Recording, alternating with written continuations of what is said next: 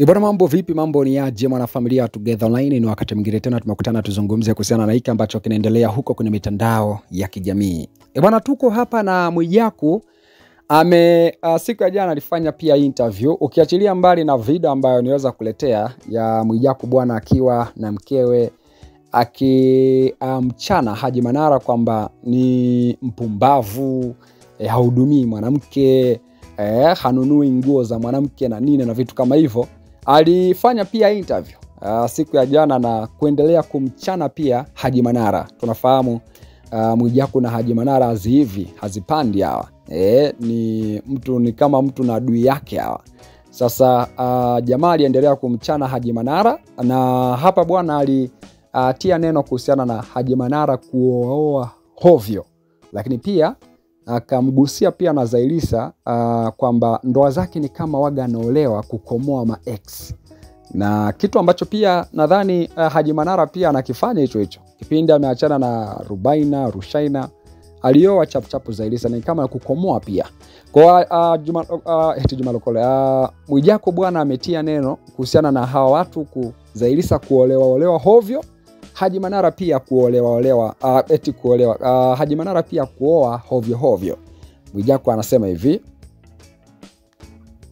mtu uweze kufanikiwa kwa mfumo wa kumkomesha ambao wanafeli, wanaingia kwenye ndoa zinavunjika. Ukiingia kwenye ndoa kwa mfumo wa kumkomesha mtu uweze kufanikiwa, ingia kwenye ndoa kwa mapenzi ya dhati ya kutengeneza familia. Lakini ukiingia kwenye ndoa ukiwa kwa mfumo nataka nimkomeshe mtu fulani, nimeolewa au nimeoa, ndoa haiwezi kuwa na mafanikio. Vijana wengi wanaingia kwenye ndoa kwenye show off. Yaani unaingia kwenye ndoa kwenye show off. Leo nimeachana na huyu na kwenda kesho kuolewa. Ndoa sio masiara. Ndoa ni muunganiko wa watu wawili ambao mtaishi kwenye shida na raha. Ndoa Manara ilikuwa show off kwa 100%, kwa sababu alioa kuapprove watu. Hata siku yake ya harusi alisema hii ndio ndoa yangu ya mwisho, hapa nimefika Kigoma.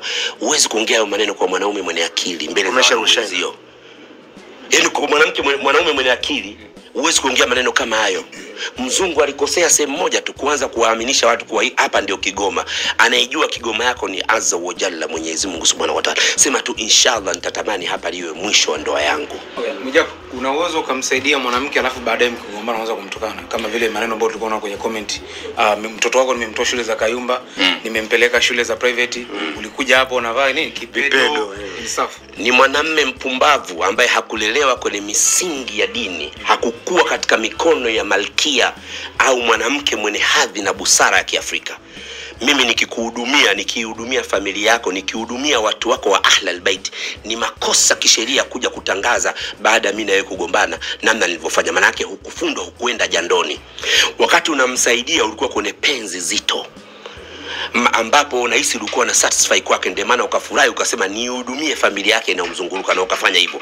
Kwa hiyo kugombana kwako unaanza kumsimanga kwa kile ulichokifanya, unakosea. Mwijaku So huyo ni Mwijaku kwenye 1 na 2. Hii ni interview ambayo alifanya siku ya jana na alizungumza vitu vingi sana.